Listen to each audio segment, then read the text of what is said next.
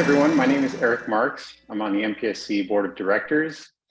First, some MPSE announcements. The spring edition of our magazine, MPSE Wavelength, is in members' mailboxes and is also online. You can read the full digital version of this magazine at mpse.org/wavelength. At the MPSE store, you'll find all sorts of apparel, as well as mugs, water bottles, stationery, tote bags, and more. Head to mpse.org/store to see what suits your style best. On our MPSE YouTube channel, you'll find lots of great sound advice events from the past few years. Head there to learn more from the sound teams behind Better Call Saul, Mr. Robot, Back to the Future, Jerry Bruckheimer films, Halo Infinite, and much more. And thank you for coming to tonight's special sound advice event. Creatures have been an integral part of film history for nearly a century. They can be traced all the way back to the original King Kong from 1933, which featured a variety of monsters on Skull Island. Oscar winner Murray Spivak was in charge of sound effects on that film, and he used a combination of lion and tiger vocals played back slowly to create the voice of Kong. Sound design has come an awful long way since then, and as visuals have gotten increasingly detailed, so too have the expectations of the sound department. Big visual effects leaps forward, such as in Jurassic Park, also came with T-Rex-sized roars created by MPSE Career Achievement winner Gary Rydstrom. Today, creatures on our screens not only call out like in decades past, many of them speak intelligible languages with our main characters. And if these were merely untreated human voices, the illusion would be broken. So creative processing is required to manipulate the voices of actors to sound entirely new. Examples are everywhere, from the Venom and Marvel films to the vast video game landscape. These characters can be literally any size and are often entirely unique in their visual design. So what does it take to breathe life into a creature's voice? We're joined tonight by some of the most accomplished sound designers in games to help us learn all about it. I'm honored to be joined tonight by Michael Kent, Beau Jimenez, Jeff Darby, and Ash Reed. Thank you all so much for joining us. Thank you for having us. Good to be here. So first question for you all. When your audio team begins work on a new project, how early on in the process do you all begin planning out and working on unique vocal design? Ooh, who wants to go first? I guess I will. Well, it is tough. Yeah, it's really tough because it really depends on the project, right? Like, I guess I can start with Mass Effect. My work on Mass Effect with some of the Reaper stuff. That was before there was even a game. So we went out recording really early on. We went out to this national park and we started sticking mics in like garbage cans with like bear traps, and like basically we, like anything that would like just anything. We're trying to find whatever. We didn't really know what we were looking for. We did some work. We, recorded some of these crazy sounds and brought them back, and I started pitching them down and adding verb and delay. And then I think the game director walked into my office and said, "That's the sound of the Reapers."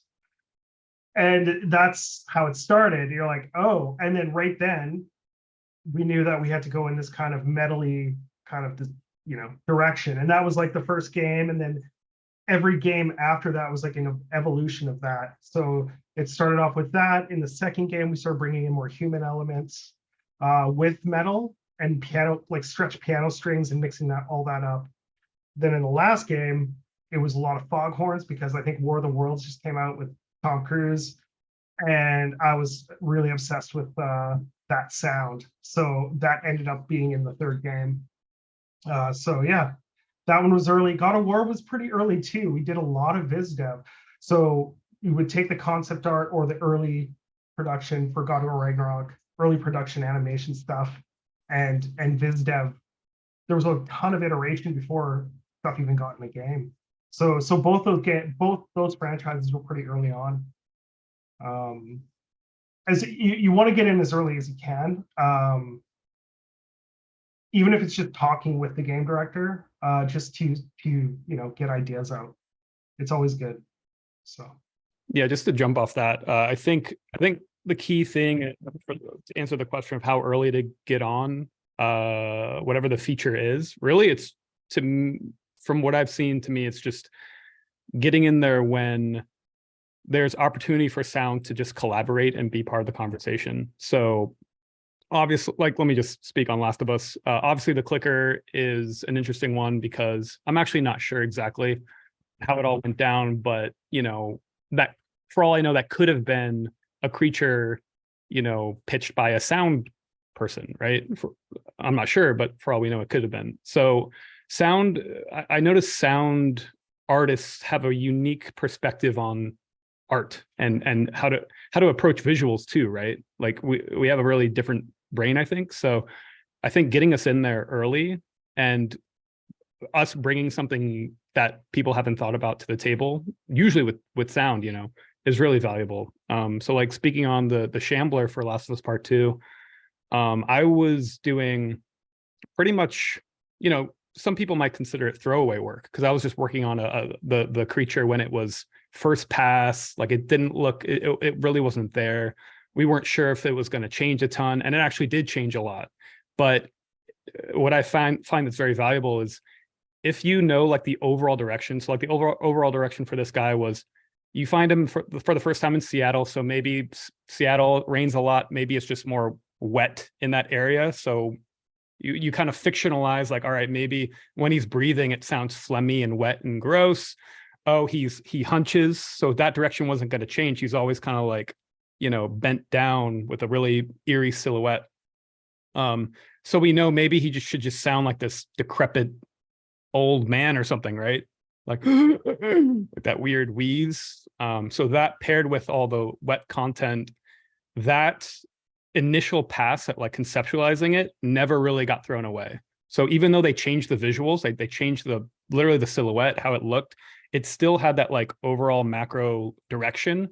And so I was able to use all that content. Like I have yet to not use previs sound design, which is kind of a golden nugget that I think people should understand is with games and even with film, right? Like if the director has a vision for an enemy or a creature or whatever it is, right?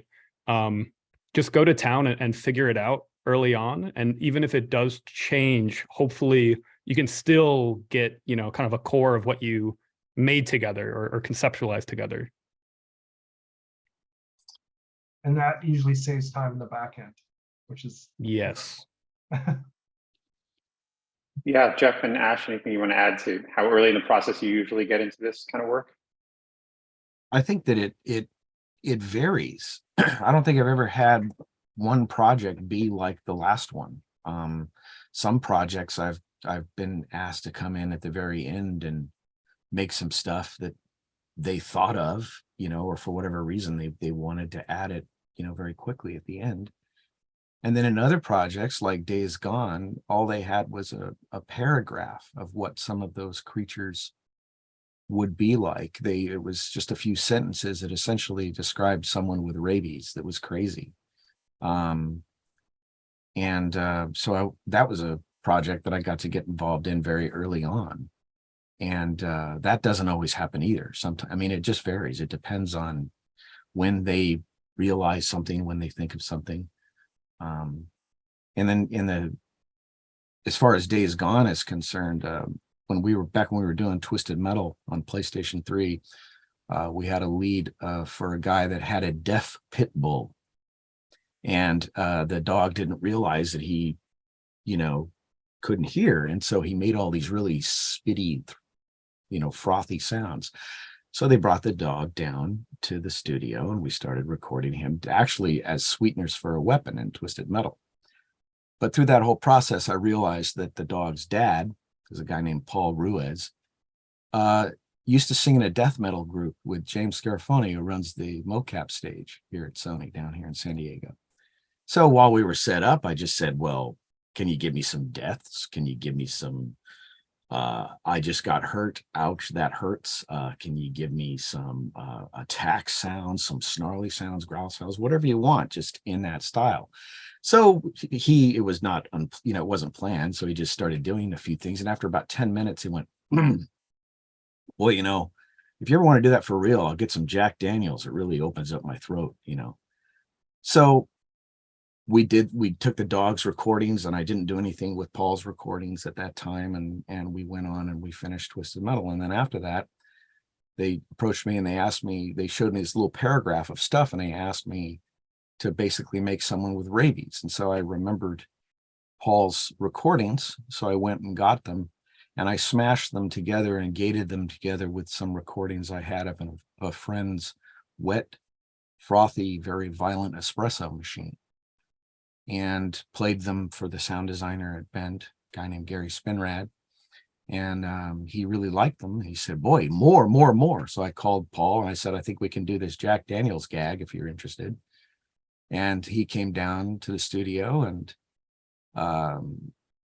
put down about half a bottle of Jack Daniels in the process. But after that, I had 45 minutes or so of edited material, some of the most intense things that any human being has ever done in front of a microphone. And then from there, I asked him, I said, you know, they're talking, they want, you know, female voices that can do this, and maybe even children that can do this. Do you know anyone? And he said, as a matter of fact, I do. And that's how I met Molly Scarpine and Amy Arts.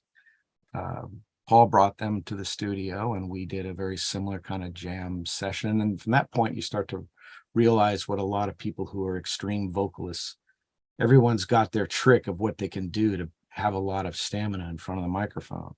And, you know, some people will really like hot tea, you know, they all have their tricks. And from there, I met through Paul, a guy named Travis Ryan from a group called Cattle Decapitation. And Travis came down, and craziest thing, I've never met anybody that can, if I reverse what he does, it just sounds like a different take. It doesn't even sound like it's in reverse. It's how he breathes. But after I worked with those 4 people, the basis of the Horde was born in Days Gone, before they even really realized that we're going to, I think that what the Horde would sound like. And so I started to hammer it out from there. And it really was a great experience. But that's a very unusual situation. Most of the time you have animations and they have a lot more things together in the production line that you start with. And I always go with what I can see visually. It's fascinating. Ash, anything you want to add about, from your experience? Yeah, well, speaking for Returnal, which was like the only project I've actually done creature sound design on. I joined Sony, and then like a month later, we got pretty much parachuted in to start taking over the site direction of the game. And we were going around, and it's like, right, who wants pillars? And it got to me, and I went, I'll take creatures. It's like, have you done creatures before? I was like, nope. They were like, are you sure you want to? I was like, yeah, why not? I have a weird habit of throwing myself right in the deep end. But yeah, we didn't really have the luxury of, you know, having time to pre-plan, get some like sessions recorded, because literally a month after getting assigned the pillar, like COVID slammed everywhere, everything on absolute lockdown. So everyone started working from home. We had some good general direction from Harry, the games director. He's really into his like Greek mythology and stuff like that. So he had general ideas of what he wanted the creatures to be like, but a lot of it was exploration, because whilst I was flicking through the project files and getting familiar with the project, I realized that about 60% of the creatures didn't even have mouths. So yeah, this was going to be a tricky one, but we got there in the end. In terms of like stuff that was available to us, we had a bunch of concept art that we could obviously look at, but it was very, very early on concept art, and obviously concept art changes, it mutates, it just grows over time. But yeah, we just had what we had to work with. We had creature animations. Obviously, at certain points in development, some creatures have more animations.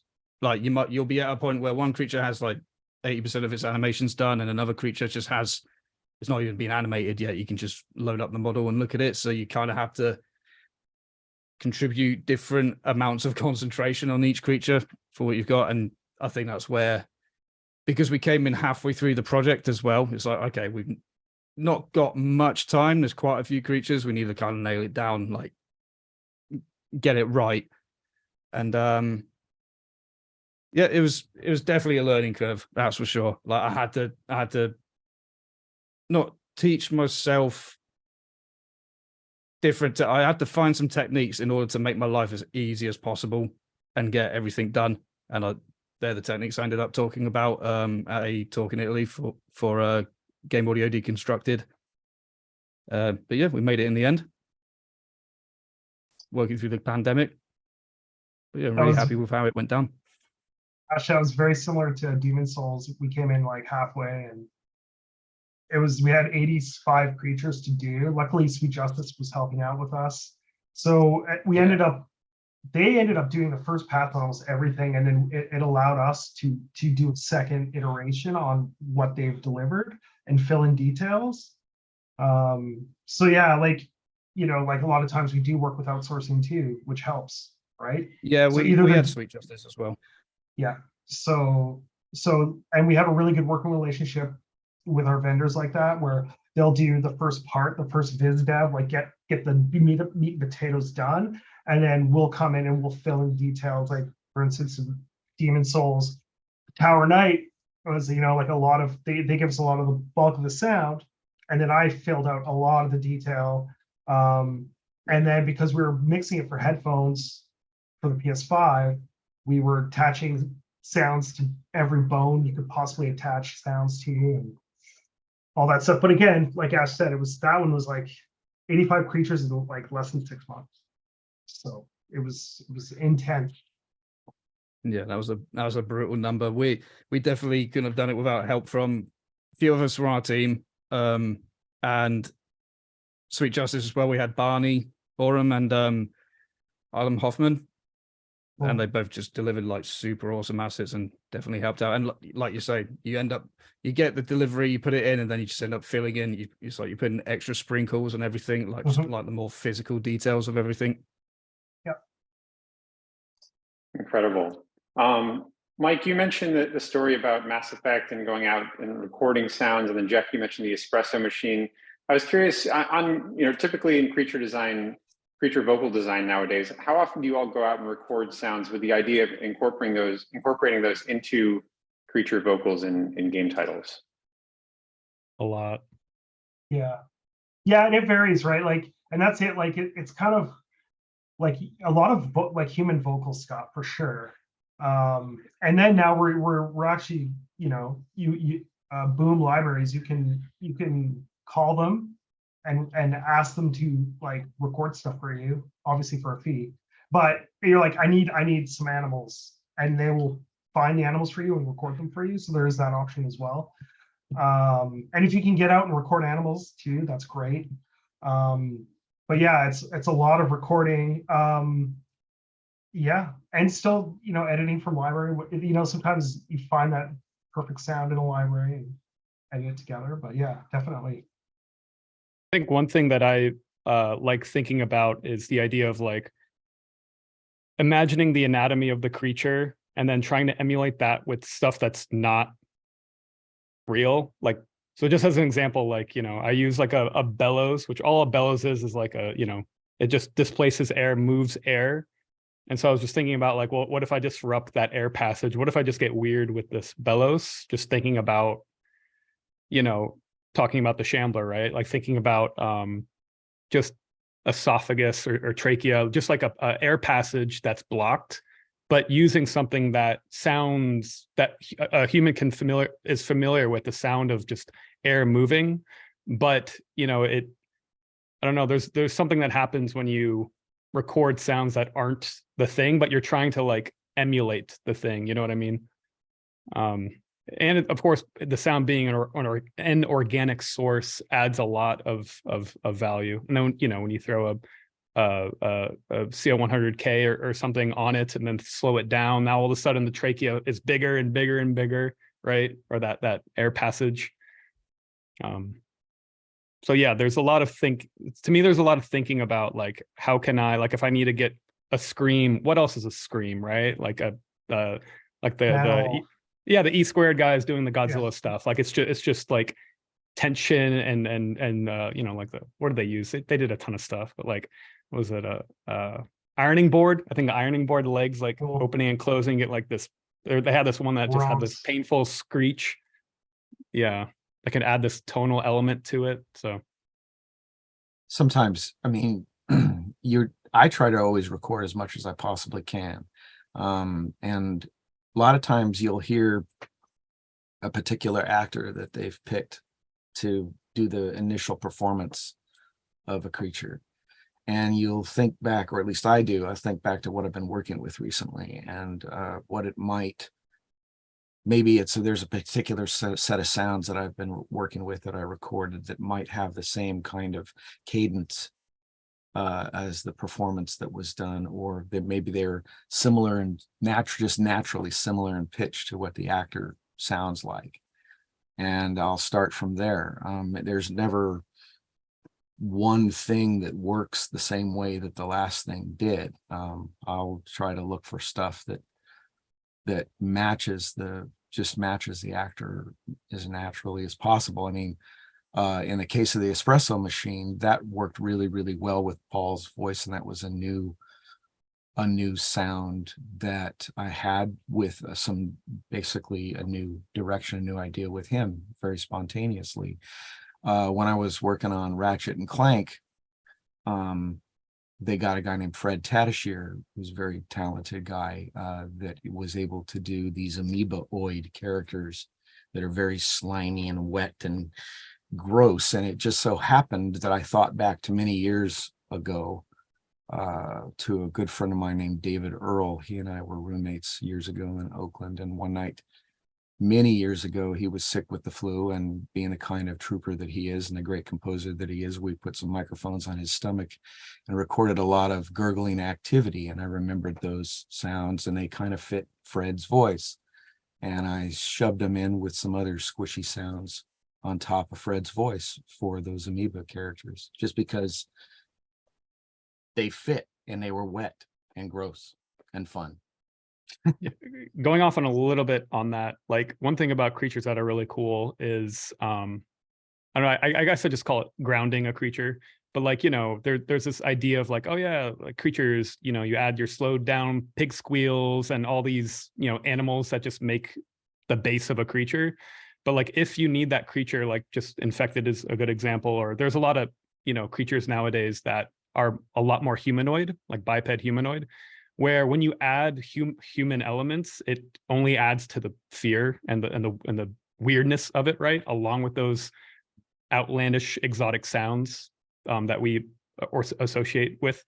So yeah, like I've been doing this a lot lately, like thinking about like maybe it's just a big roar that happens, right?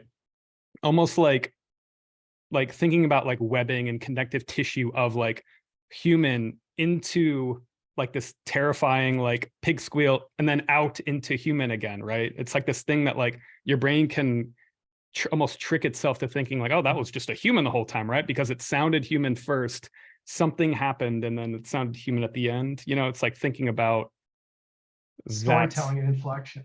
Oh It's- yeah.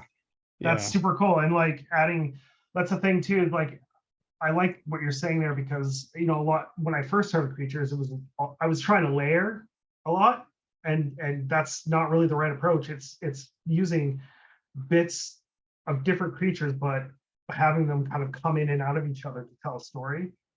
Surgical. That is just a lot cleaner, and also like using a lot of tonal emotional content. So birds are really good for that kind of stuff. Yeah, like it's just clean, something that'll cut through the mix, right?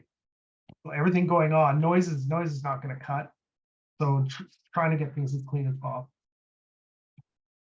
To quickly jump in on the whole adding human elements to creature design, I really lucked out with one of the very first creatures I worked on Returnal was the massive brute. I actually don't know the Returnal names. I only know the dev names, like their pet names. So it's called the brute. It's the big bipedal thing that kills you like instantly when you first meet it. Just needed a really big ferocious scream for that. And then I thought, okay, can't record much. Let's see what kind of like male screams we've got. And I quite like running a lot of stuff through a granular contact plugin called a Granulate too. Did that because that way you can perform and like stretch out certain parts of a scream. You have you can have a randomizer on how far the granules like move back and forth. Don't have it too still, otherwise it sounds like robotic. If you have it enough so it just vibrates a bit. And it just sounded freaky. And then I put it in, and then I noticed, as like everyone else here has said, adding like a human element adds that creepy, uncanny valley in a weird context. It's like, okay, we know it's trying to be human, but it's not, and it just makes it weirder. Probably not creepier, but definitely weirder. And then that just got layered on with some cinematic metal slams to give it its fierce projection. But yeah, adding human elements definitely makes it creepier.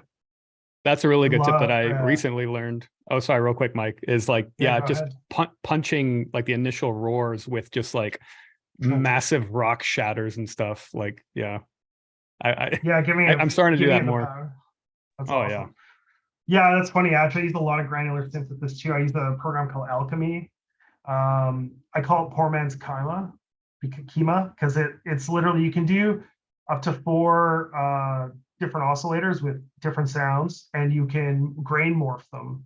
So if you can get the grains to match, you can actually like combine. It sounds pretty good. And so like for Demon Souls, for the Storm King, I used a lot of that and combined like whales with seals and birds. And it's like they just meld so perfectly together. Yeah, granular synthesis is pretty good for that kind of stuff. And stretching it out into like, and you can also get weird, like you said, you can perform it to get upwards inflections on roars and stuff that like aren't in the file, which is kind of nice. So yeah. Yeah.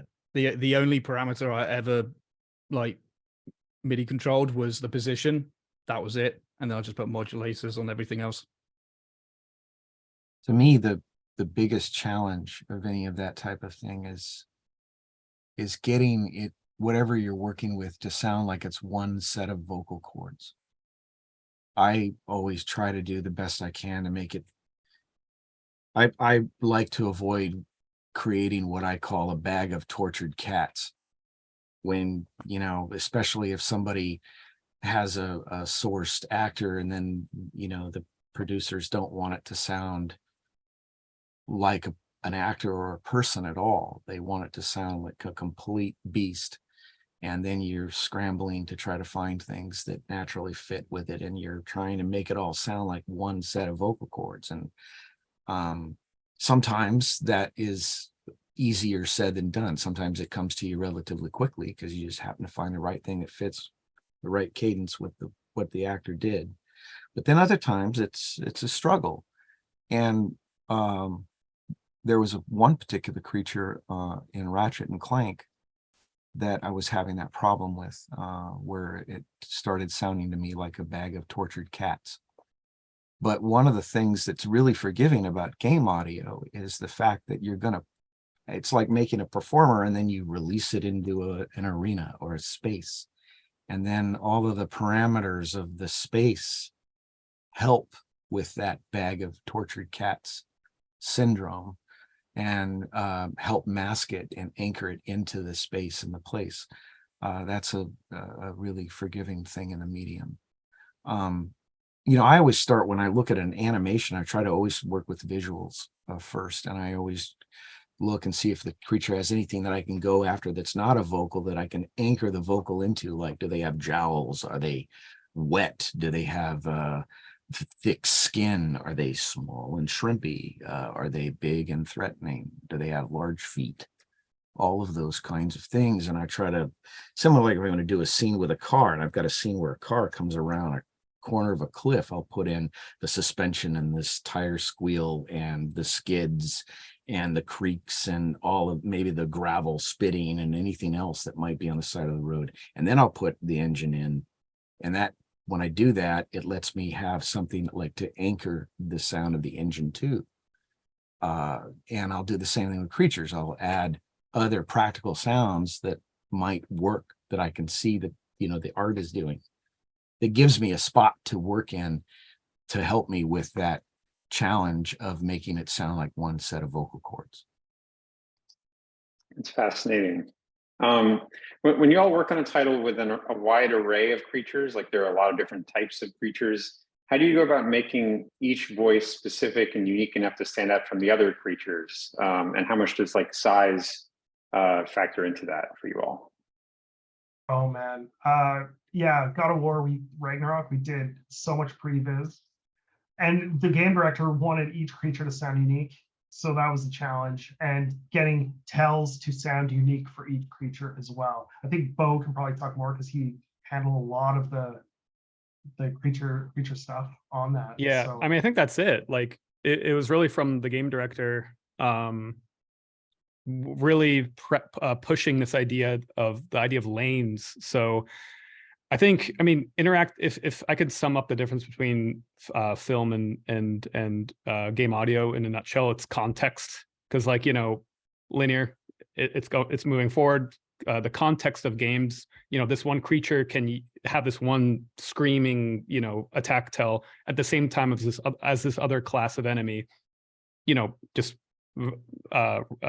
randomly, right? And so because we have that ability to listen with context, we definitely pushed like, oh, I'm noticing that this creature is just straight up starting to sound like this. Are you using similar source? Oh, you did use that camel stuff. Okay, like, yeah, because this guy is the camel kind of vibe. So like maybe we should find something else, right? So like, because that would happen a lot, you know, like you doing, like Mike said on Demon Souls with 80, I think we had 120 variants. So meaning, you know, like a Draugr with a sword or a Draugr with a shield. So like variants, not necessarily completely custom creatures, but still 120 is a lot to look after, right?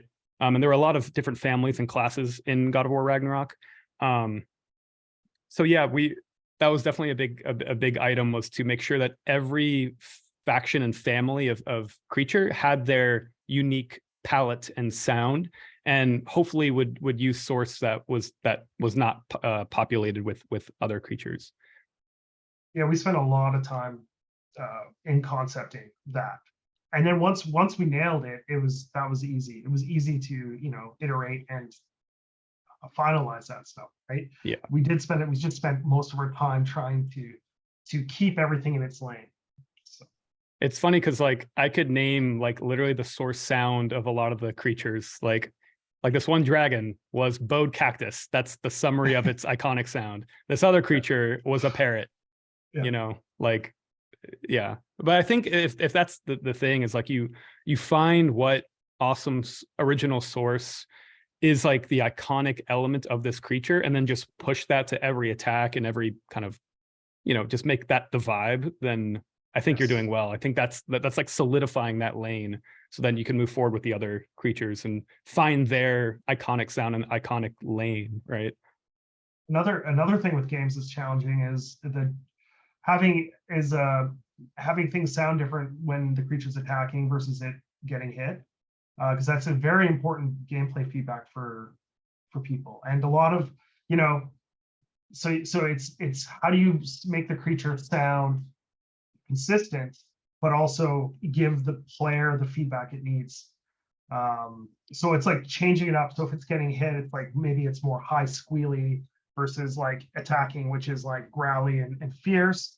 You know, and it's just, how do you have to always think of what the player is going to experience and how to give that player the feedback they need, right? Yeah, that was one of the first roadblocks that I ran into on Returnal. With the first bunch of creatures getting there, you have their idols, and then you have their spot player, and then you have them, you know, spot player idols when they're like, you know, walking towards you, and then they do their attacks. And it dawned on me very quickly, it was very easy to fall into the trap of making a lot of sounds very similar, like hard to pick out what's going to be an attack and what's, you know, just it minding its own business. So I decided to try and treat it like I called them a blue range and a red range. I thought of like, you know, when you like humans, when you just talk normally, and then when you like you're singing along at a gig or something, that's when you're pushing past that threshold to going into screaming, or like whisper going into normal speech. So I thought, okay, if I have a blue set and a red set for this creature, so in a lot of cases, it's like you're designing two sets, like kind of two different creature sets, but for the same creature. But having that, like, it's like yin yang balance between idle and then going into attack, that made it way more clearer with what was happening. And that saved us a lot of bother working that way. Amazing. How big of a team typically is working on creature vocals in a game compared to just the dialogue team internally on a game team? Oh, it really depends on the title. Like, Yeah.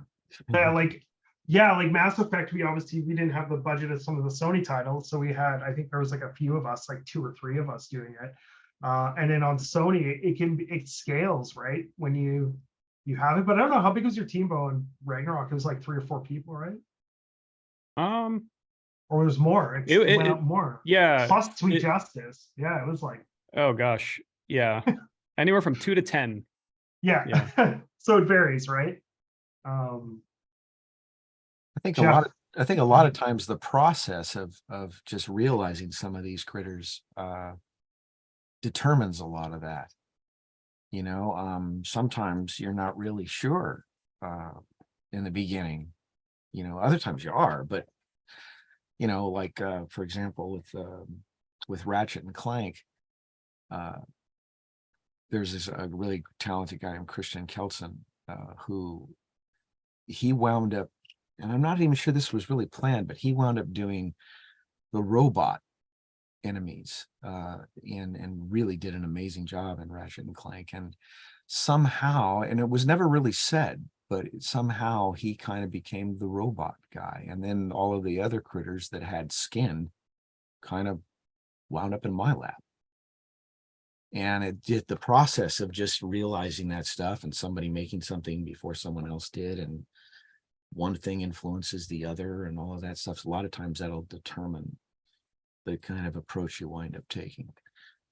So, I mean, other times, you know, a really good colleague of mine named Derek Espino, who we all know here, he's in Japan, and we've done a lot of stuff over, you know, over the years together. And a lot of times we'll just sit down and try to divide and conquer something that we're working on and go for it that way. You know, I think we did something like 40 monsters for some of the other projects that we've worked on before and other things. And you know, it just depends on the set of circumstances at the time and how fast you have to get it done. Well, Eric, speaking on God of War, I believe for both God of War 2018 and God of War Ragnarok, it was a conversation with dialogue as to what was proper dialogue versus sound design for the vocals. So yeah, I believe so for God of War Ragnarok, I think it was mostly dialogue. So because there was mostly humanoid enemies that would have, you know, banter and efforts. But yeah, there are only so many that had vocals that we designed to, right? Of course, the big gargantuan, you know, giant dragons and trolls and all those guys are us. And maybe the more, you know, like the slimy, creepy lizard guys. I forget the ship title for those enemies, but you know, those are us as well. But it's a conversation that happens between dialogue and us. Yeah, and that's something usually you try and figure out early too on a project, is like who's handling what. And like usually, like especially at Sony, we do have, you know, like VO they'll find the actors, they'll hire everything, and then they'll send the files to us, and we'll play with some processing to try and, you know, come up with something, and then they'll come down and, you know, we'll all agree, oh, is this direction, yes or no, and kind of stuff like that. Other times you'll just, a whole bunch of animations will show up and you didn't know they were coming. And, you know, in case of the amoebas for Ratchet and Clank, a whole bunch of them came on my plate, and I said, you know, this is a vocal performance. We really need to get an actor that can really simulate this.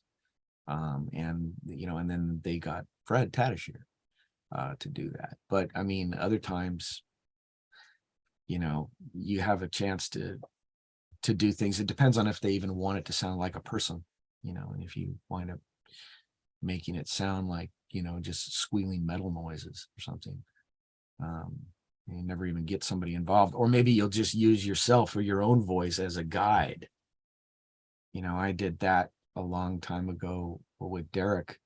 We were working on Soul Sacrifice, and there was this angry god character that was essentially he was like a big hologram in mist with a circular thorn thing, and it would spin around as his lightning came out of his mouth. And so I voiced all of that myself, but then I wound up running it through all kinds of goodies to simulate that spinning noise. And by the time I did all of that and worldizing it through some speakers and things, you couldn't tell.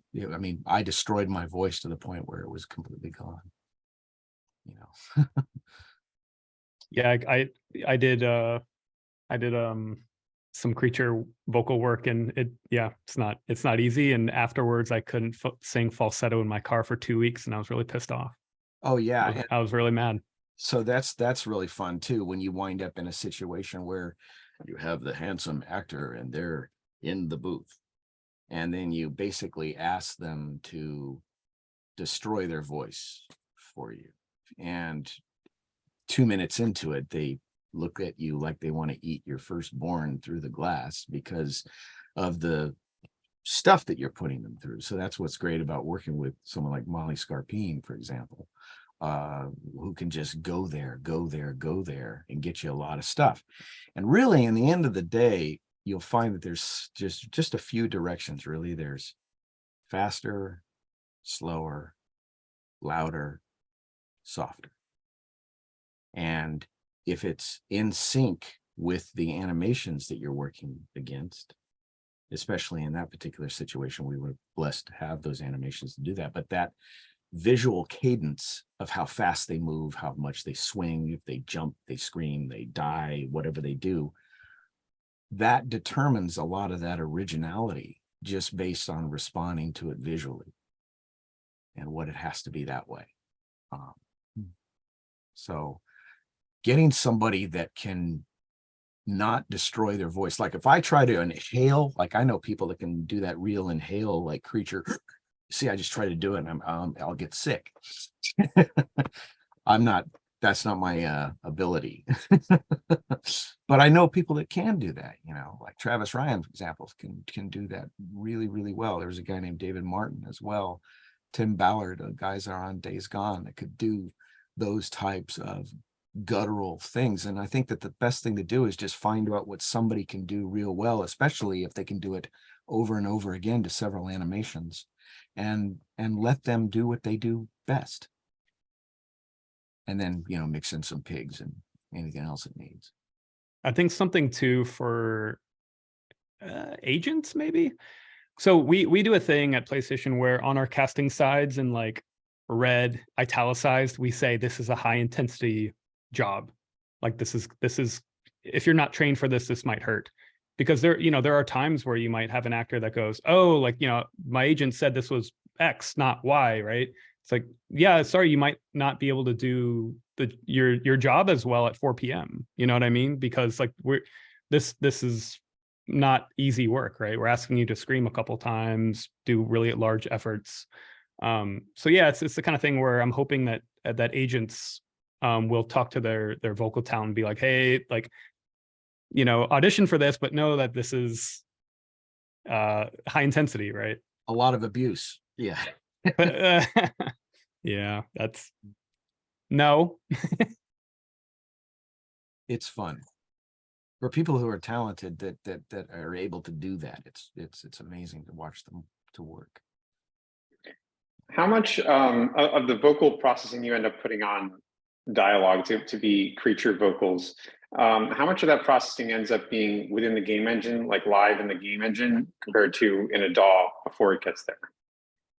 Yeah, hopefully not in the game engine as much. Like I think for us, the purpose of the game engine stuff is like slight pitch, right? So worst case scenario is the same variation plays at the same time and the same kind of like pan angle to where like you get phasing, right? Like it's super rare, but like that pitch adding like literally like plus minus 50 cents or 100 cents on each sound is like that hopefully is enough for us. But of Yeah. course, you know, if you have like a super high sample rate sound that you're slowing down, that is going to just sound better with the, you know, the pitch algorithms from a DAW, right?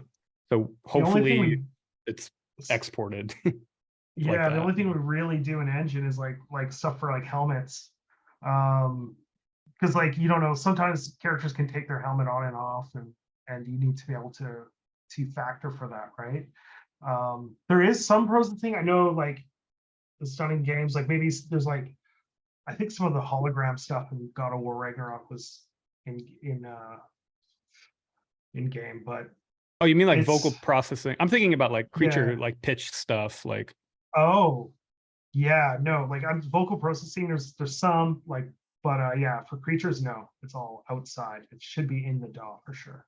Yeah, it's just gonna not sound great, right? Because I think, yeah, so the data gets generated usually at 48K right now. And so you're just pitching down 48K, which is not gonna sound good. Because that's a tactic we do, right? To say, because we have to think about memory and budget for memory. Because literally we work in computer software essentially. And so yeah, like when it's generated, pitching that down, we usually pitch it down for like, oh, there's a larger variant that's, you know, that we don't have the memory budget to add more sound. So let's just take the medium-sized guy and just pitch all his vocals down. Like that's very, very common, but that's just simply not going to sound as good as exporting with that fidelity right out of the DAW, you know. Also, I think that with a lot of these creatures, you know, you make them and they're not saying a traditional language. So you don't have to worry about them being localized or brought into another, you know, space where they have to be understood in another language, because they're just scary and they want to eat you, you know. So a lot of that stuff can be pre-rendered. And then again, you mix, when I do things, usually what happens is it winds up getting mixed in with a lot of other practical sound effects that will make it read like it's coming from that thing, you know, that nasty wet frog over there with a whipped tongue, something like that. How much more challenging is it for you all to create a voice, you know, a creature voice that will speak in a language we can understand, compared to just creating vocalizations for some sort of creature that doesn't speak in a human language? Well, Mass Effect had a lot of that, right, Mike? Like the It aliens would did. speak English, right? Well, they would have, there was some language stuff, and usually that's with writing, they would hire a linguist expert. They'd come up with the language, and then we would hire actors to perform that language, and then whatever processing was done would be on those files, usually. Again, there's only a handful of times that happened, because we found it, you know, like creating a language is, you know, hard. And also actors performing it's harder to get consistency. So a lot of times, like, we're just, you know, it's something you don't see as much anymore, but it's still in games. Like even in God of War Ragnarok, you know, like some of the Hell Eagle, I think it was Norse, and we could just, we knew it wasn't getting localized, so we could process it like crazy. Another Molly special.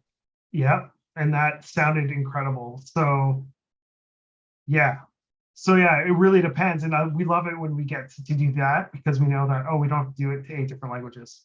It's just one, so we can go to, I think for those vocals we did them in 5.1 too, so they kind of surround the whole, like as the Eagles, you know, talking to Kratos or Atreus, it's all around you, and like really special.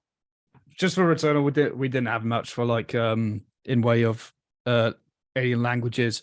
I guess anything that was like a processed language would have been one of our sound design supervisors, Pete Hansen's child, gleefully screeching, which is like the voice for Ixiom, one of the boss fights.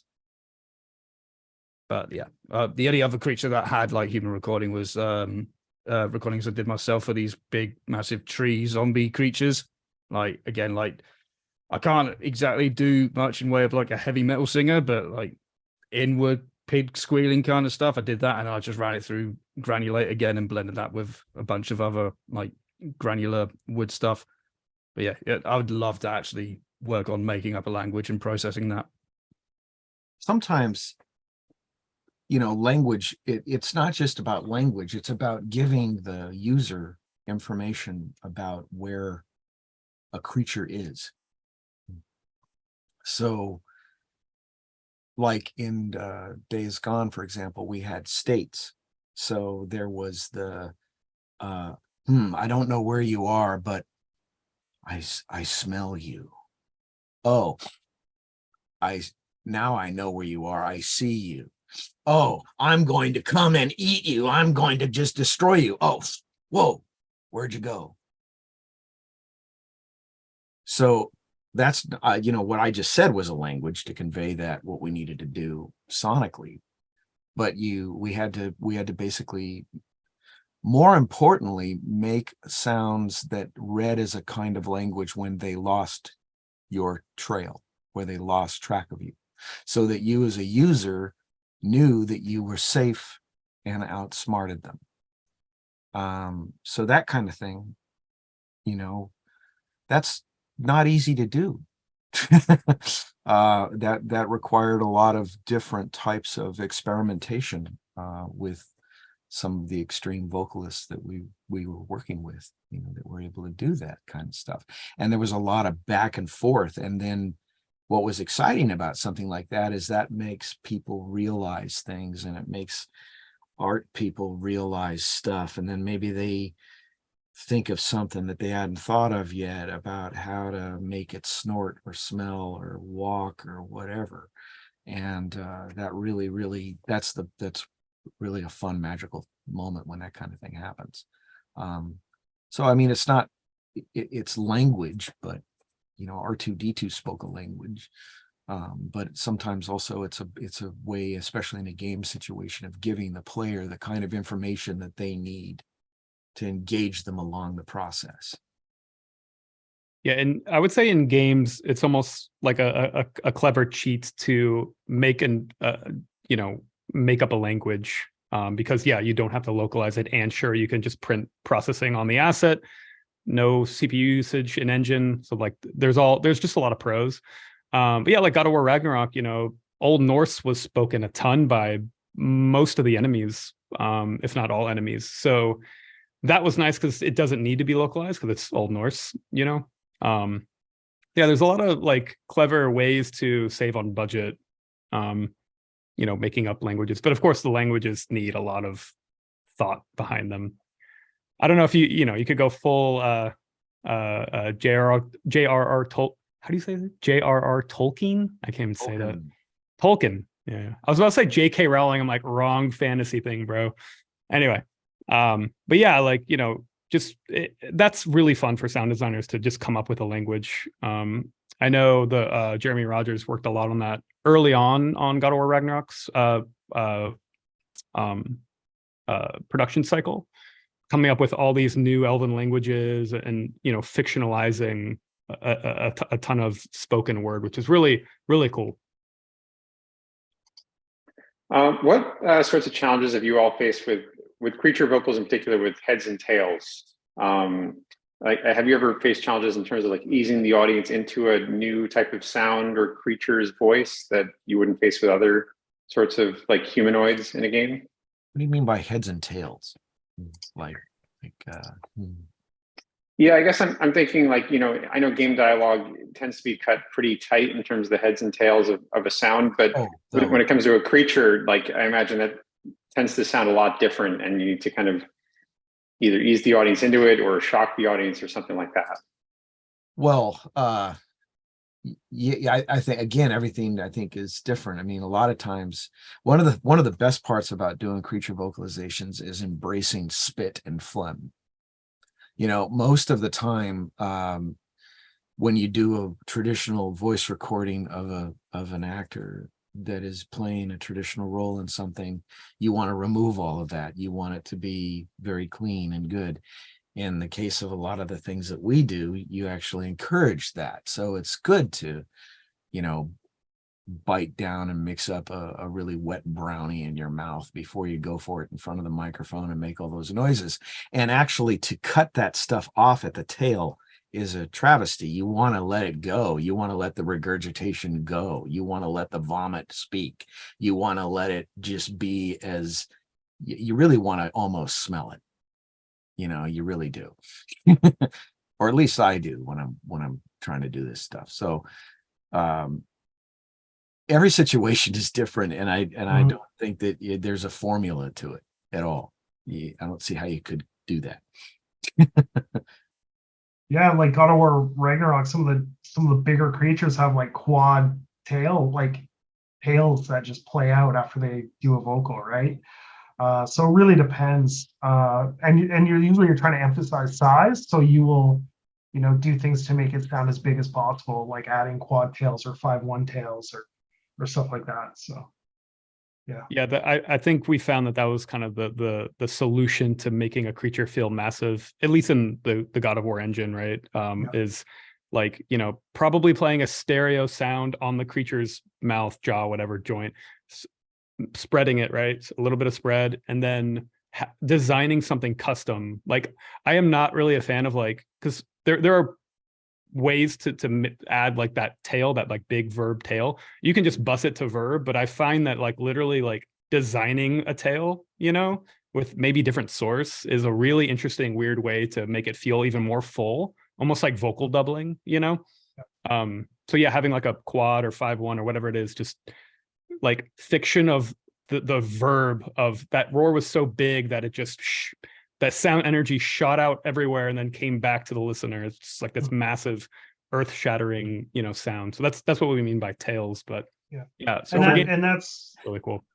Sorry, in designing them like that, actually, you have more control too, because you're not relying on a reverb to like, because like it can do weird things. So if it's designed and implemented that way, you actually have complete control over how that thing's going to play. We have a mix knob per vocal, essentially.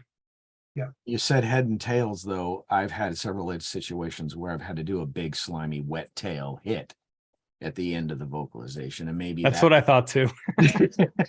That's why I was like, what kind of tail are you talking about? Like, I mean, and is it made of rock? Does it have scales? You know, all those kinds of things. How slimy, how wet is it? How much does it weigh? All those kinds of things. Well, a lot of times that kind of sound would stop a vocal from happening, you know. And especially if, I mean, it's one of the hardest things to do is to get good material that conveys death, you know. And you know, most of these enemies that you come in contact with projects like this, they have to die or at least expire, you know, in some way. And sometimes, depending on whatever you've got, how convincing it is, maybe you do, if the creature does happen to have a big tail, maybe you incorporate the weight of the power of that sound, of that part of its body, into giving it a real nice hurrah in its demise.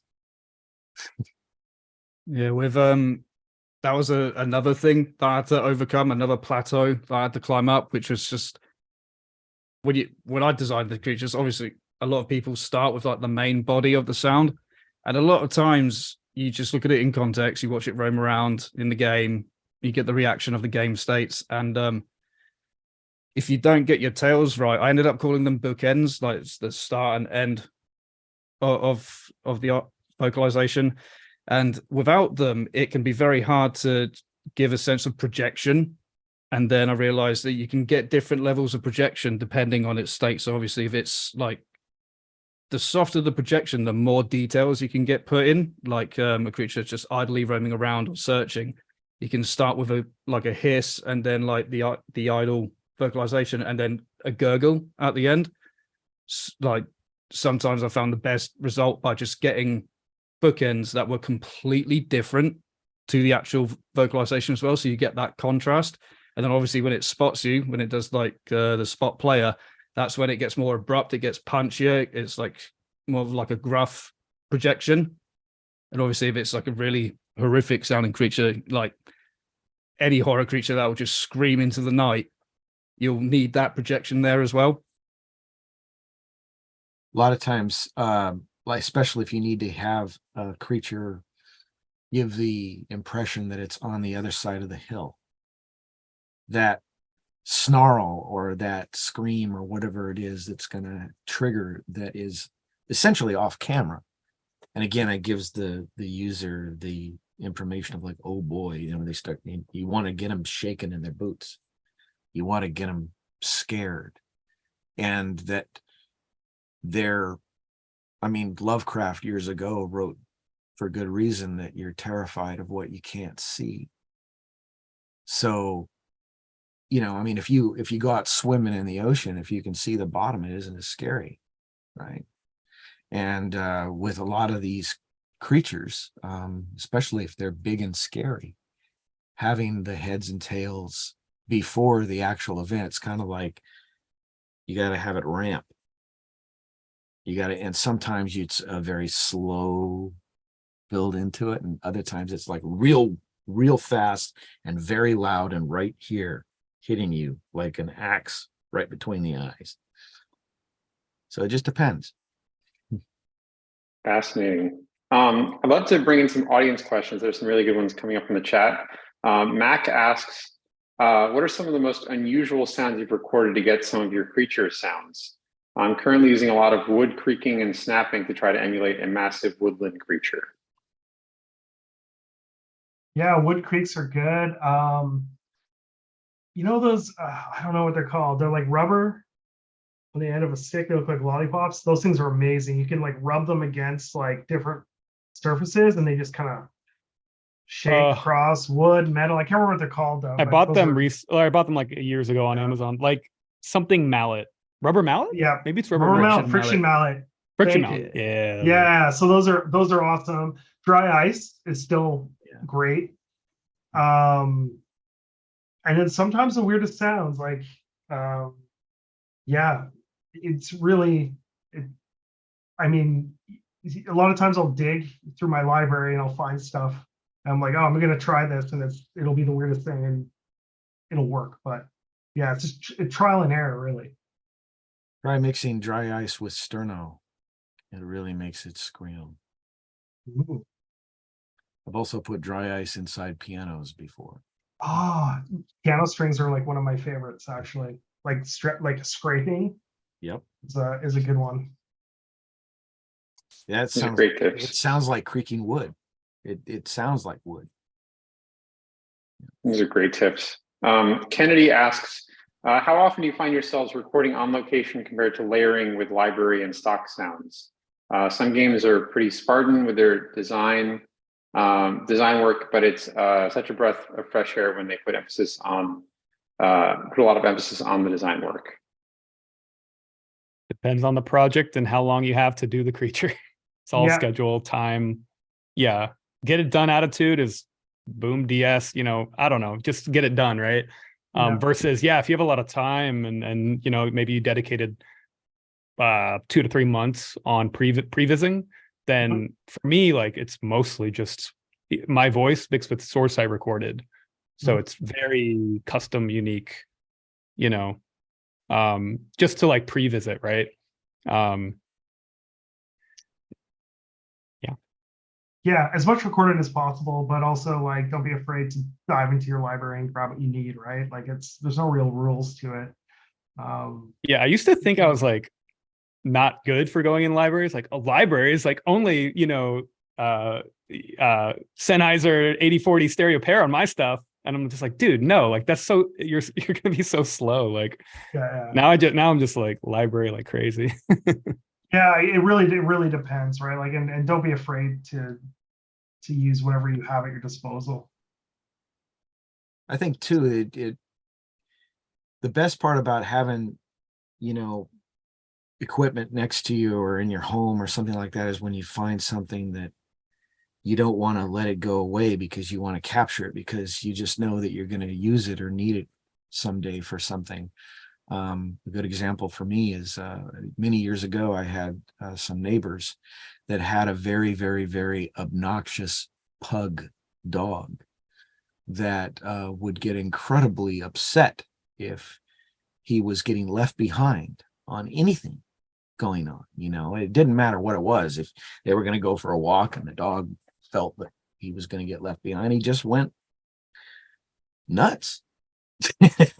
And because they were, you know, my neighbors, I was able to record him several times, and I can't tell you how many times I've used him to simulate, after I've slowed him down and mixed him in with other things, to give me that little extra sound to make it convey that the thing is dying, when in reality it was just a pug that was really upset that he couldn't go for a walk. Yeah, pugs are great. Use the recordings of a pug eating its dinner for the in Returnal for the barnacle things that hang from the ceiling, and they Yes. just like slowed down Snot. pug munching is just great. Subsynth on that thing, and yeah, that thing freaked out a lot of people. I was quite happy with that. Amazing. The deaf pit bull that we recorded for Twisted Metal, which launched a lot of the direction for what wound up becoming stuff in Days Gone, just because of where it came from. I've gone back to, his name is Piggy. He's no longer with us anymore, but he lives with us in spirit because I've used his voice in all kinds of different things, you know, because he's got it's the kind of recording that you can use for a lot of different things.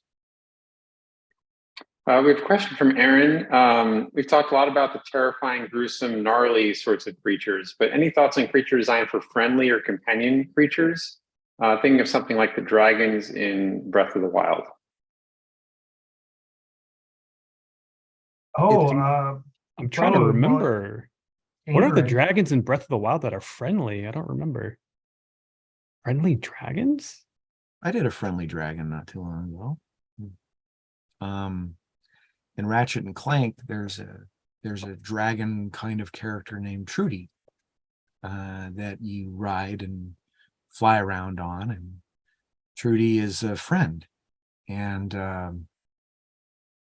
it was funny, nobody really knew what it would sound like, and I thought maybe it would sound kind of like a Toucan Sam kind of character, just because it had a big beak that was like that, but maybe with like an attitude mixed from like Alice from the Brady Bunch, something that was like your friend, but was, you know, also emotional and reacted to you and stuff. And so they wound up getting an actress that could really sound like a bird, and she was really talented at doing those kinds of things, because again, responding to the visual animations that we had, that it gave her a lot of information about what kind of cadence to do in the performance, but it wasn't quite enough.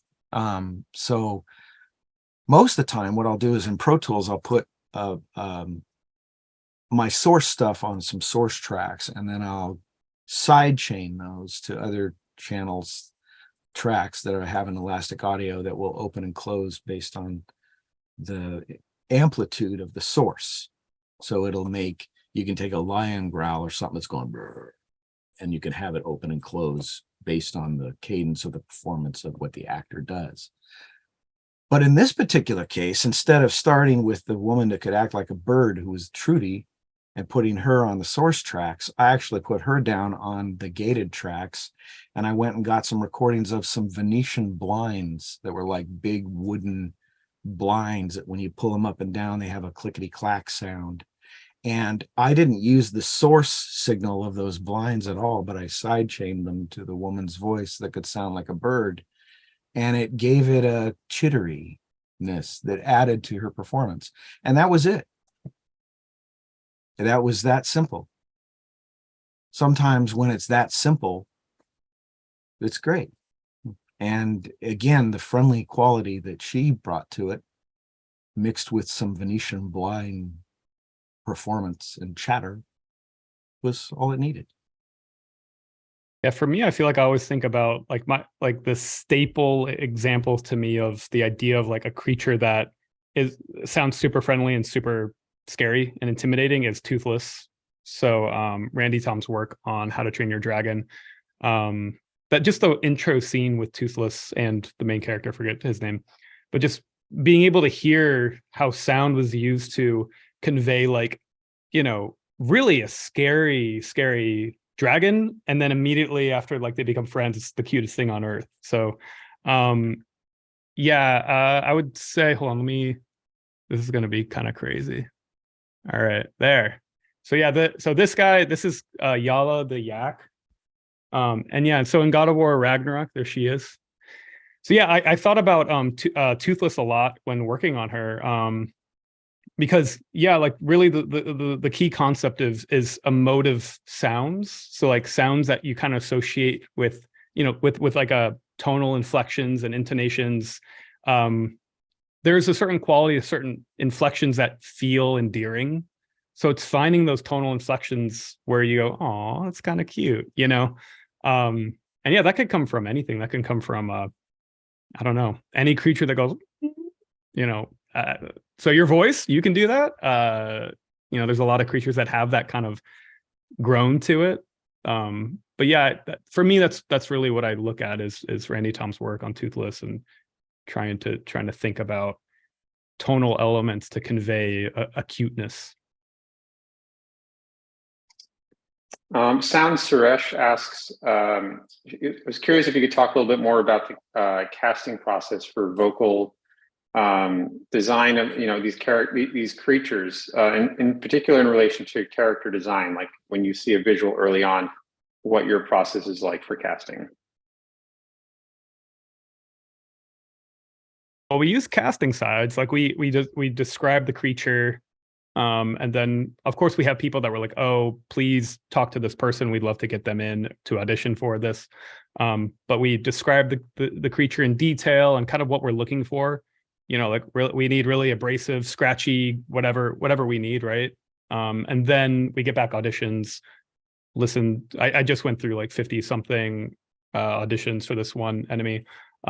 So yeah, that's kind of how it works, right? Like we listen to auditions and then cast, work with the directors and coworkers on like, oh, what works well, what works in context, right? Because context is a key thing in games. Yeah, it's something we have casting directors that we can go directly to, and it makes it a lot easier.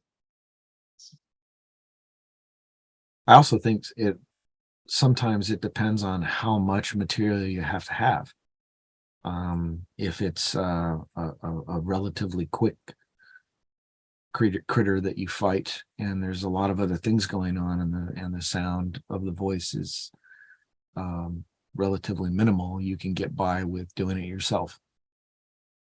Because again, if certainly when I do that, I wind up destroying my voice through some kind of method that winds up being appropriate for what you have to come up with, you know, what it's got to be in the end to match everything visually and to tell the story and all of this kind of kinds of things. But then other times, like in the case with the amoeboids in Ratchet and Clank, I was looking at that stuff and I was like, there's no way that I could do that, you know, and I don't have enough recordings of my buddy David's stomach to do it. We've got to get an actor that can do that. And so I asked them point blank, please, can we get somebody? So it just depends on the source material. We have a question from Scott. This is kind of a hot topic, I think, based on AI. Do you ever use vocoder to shape a raw sound into a voice? I'm thinking maybe for temp stuff, or I don't know, however you might use it. I don't use vocoders that much, actually. Even for sci-fi stuff, if I'm going to do like sci-fi processing, I usually go to a frequency shifter. I don't know. Can't answer that. I use vocoders too much.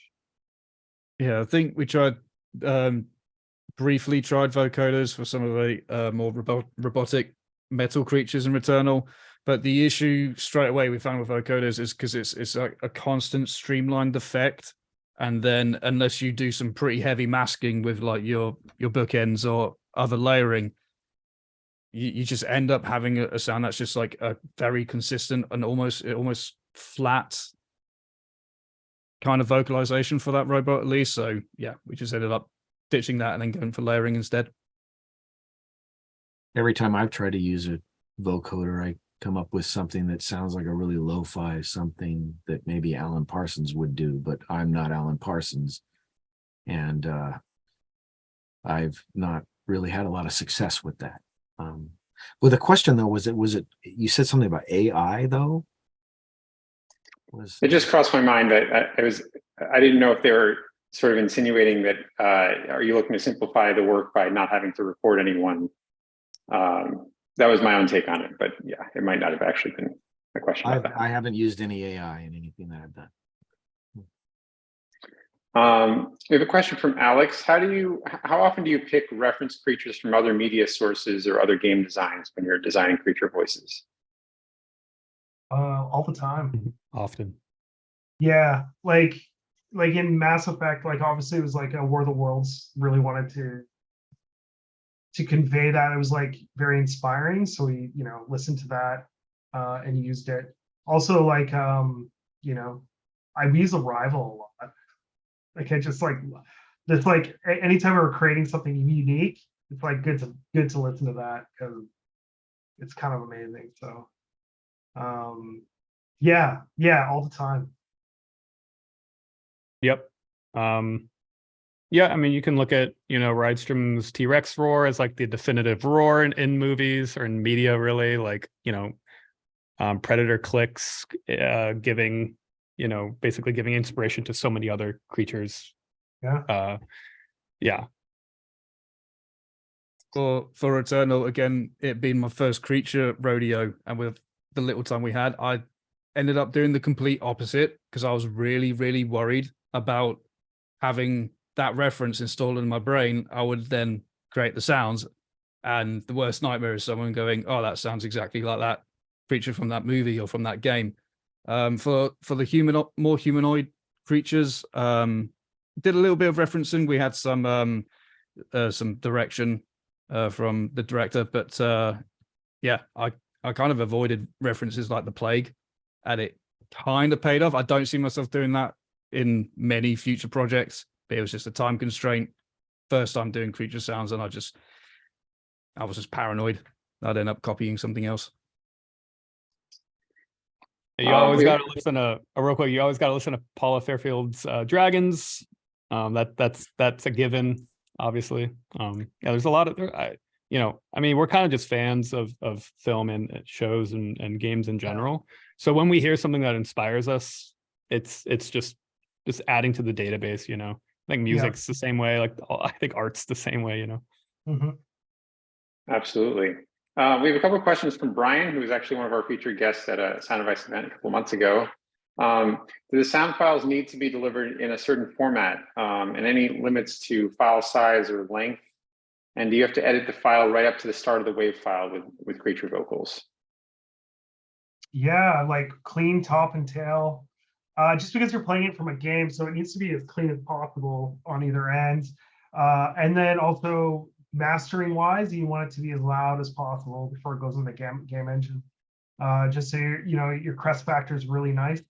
You want it because you're going to be turning things. You want to be turning things down, not up, when you get into the game. So it's making it as loud as possible, and then when it's in game, you can turn it down. It'll still sound powerful. Stuff like that. So generally, we are, as we move forward at Sony, developing more LKFS standards for individual assets.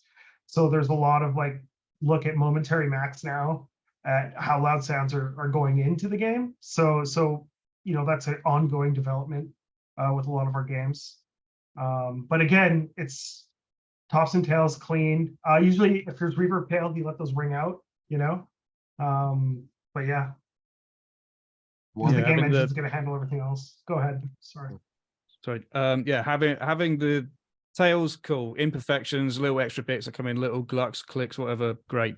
But it's definitely important having the starts as tight as possible, because if you get I mean, again, depending on the game state, but if you get too sloppy with your starts, then you disrupt the flow of that creature's vocabulary from like idle to spot player to attack, or from pre-attack to attack. You just throw the whole rhythm of its vocabulary off kilter. So that's just definitely something to be careful of. Yeah, that's something that I feel like I mention often to more junior folks. It's like the idea of like, whenever that vocal starts, like make sure you're like literally from the head of the file, like putting them all in a row and looking at the energy, the waveform, like are they all consistent? Because if they're not consistent, yeah, like it's just another variable that we don't want in game. Like we need to have complete like, control of the assets, and then when it's in game, then it's just mix is where we get our control, Yeah. right? So Yeah, and That's a good like a lot point. of times, yeah, like you'll have variations because you don't want the creature vocal to always be the same. So you have to have like 5 to 10 variations of that vocal. So if one's slightly off, you're gonna notice that right away. Like if there's like a little bit at the beginning of that file. So you want them to all kind of line up so when it's firing, it's very consistent. yeah, it's like the clickers, right? Like if they're like ambient, like kind of hanging out, and then they hear something, It's they'll do their it like has to be, they'll do their like Yeah. scary head turn, and with this it has to paired be with this like perfect. screech, yeah, that has to hit. Like it has to hit the animation, so all the assets are completely at the edited to the front of the sound. One of the things that I've learned the hard way is, and one of the things that's really good about having nice tight pieces that make up a given vocalization quite oftentimes, is to actually have them not just be tight for granular purposes, so that you can take a given animation and have the beginning, the middle, and the end. And then so if you design, say, 4 different versions of a given vocalization to a particular animation, and then you cut it into the beginning, the middle, and the end, then you can granularize and randomize those, each part 1, part 2, and part 3 amongst those 4 things. But here's where it really helps.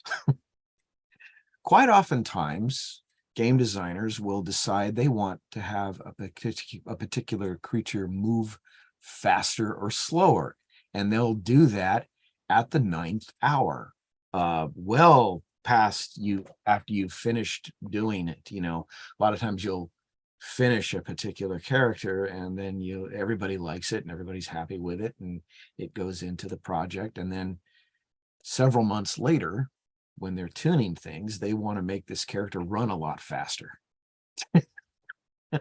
Or they want to slow him down or whatever. And that granularity, if you went in and you took the time to do that, really helps. Otherwise, if it's one continuous cue, then you're in a world of hurt, because then you have to go back in and speed that whole thing up or do whatever. And so, yeah, I always try to be as granular as possible in doing what I'm doing. Yeah, it's a good point, Jeff. And that is very smart design, because a lot of times, yeah, you'll get to that nth hour and you have no time to fix it. So Right. so you got it. Yeah, having it more granular is definitely smart for sure. I mean, they might take your anim set or your animation and put it in a tool like Maya, and then make the thing's neck extend. And if you have a roar and a jowl sound, and it's all one, the wetness and the buildup of the vomit that happens before the expel of whatever roar it is, if it's all one cue, and if they change the timing and make the neck go longer at the 9th hour because they can, and because they want to do that, because they have their reasons, for the story and to keep it moving and exciting and all those things. If you haven't split that stuff up, it's a drag. We'll do just a couple more questions. Alberto asks, what tips do you have to create action variations such as attack, idle, damage, and death while maintaining the same creature character?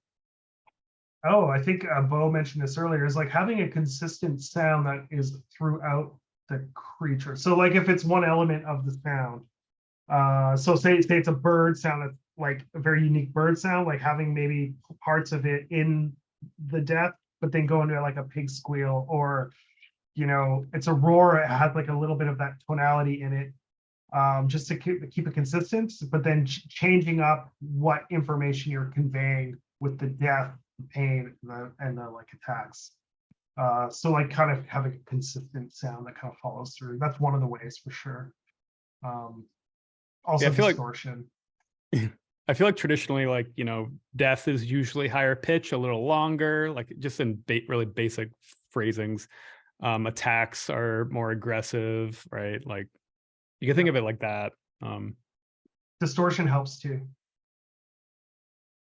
Especially distortion to help things smash everything together like it's one set of vocal cords. Mhm. We have a question from Yanni. Are there ever times you design with temp music or multiple character vocalizations at once so the tonal elements don't clash? 100%.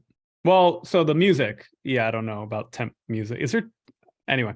Let me just talk about the character vocals. So, yeah, like when we were casting our runners for Last of Us 2 for the game stuff, obviously. I think, what did we do? Oh no, so we got all the auditions for, because we needed 4 males and 4 female vocals for 8 runners for the game, right? And we put them in a session together. The ones that we found out of the hundreds of auditions, we found the ones that were like, all right, these are our 4 males, 4 females we like the most. You know, maybe a little more high register female, low register female, high register. Interesting, high kind of form of low register, right? Like we found like that kind of thing, put it in the DAW and literally put the auditions on top of each other as if it's like here's like the orchestra, the chorus of runners, and we're like, all right, this is cool. Like this is working. They're all kind of reading in their own interesting way. They're not the same kind of tonality, vocal, performance. Like, so we do, of course, think about that, especially with in game context. Temp music, I don't know. Can anyone else speak on that? We think about that, I mean, the mixing were on God of War Ragnarok, Mike. We did. Yeah, we music. did. We had, so in our test maps, we could turn on things like pink noise and music, just to see how creatures would fit against either. Using pink noise is a good way to like get things in line with your LKFS. But yeah, there's like music, like a lot of times, like if I was designing a creature on God of War, we jump in a test map, you get all the sounds hooked up, and then when I would show the director, I would turn on the temp music, just so he gets a full sense, like, okay, music's playing, creatures happening. So that was definitely something we did for sure. But didn't really design to it. It was like a final kind of thing where we tested against it. So. Final question here. So from Sebastian, which microphone do you usually like to work with for recording creature vocals? They asked if you like a Sanken CO 100K or what kind of mics you like to use. I love the Sanken. The kind that whatever blow up. Yeah, like I was gonna say, like whatever mic you have. I love higher frequency response, because you can pitch things down. So anything that's a higher frequency response is good. Yeah, the Sennheiser 8000 series, I think pretty much all of them besides their figure 8 goes up to 50K minimum, I think. Yeah. So yeah, they're amazing. Well, Sony always, so they're what's it called, HMC head mounted camera. So they usually have a DPA, the 40, well, I don't remember which one. But yeah, they always have a DPA Omni, like right, I think here, and then there might be another one for, I think there's like high and low input gain. So for recording creatures, we always have the DPA as well as a Whatever mic Sanken. you want. Sure, usually just run a Sanken because we're just let's just get Why that, not? 100,000 hertz. Why not? Yeah. Amazing. Mike, Ash, Jeff, and Beau, I just want to thank you all so much for coming tonight and sharing so much about your experiences and stories. It was incredibly insightful. Thank you so much for joining us. Thanks for No having problem. us. Thank you, Eric. Thank you very much. Yeah. Thank you everyone for coming to Thanks everyone. Yeah, Sound Advice event. We have some pretty exciting news coming up with MPSE Sound Advice events. Please stay tuned to our social media channels in the coming months, and hope to see you all at the next event. Bye, everyone. Cool. Catch you all later.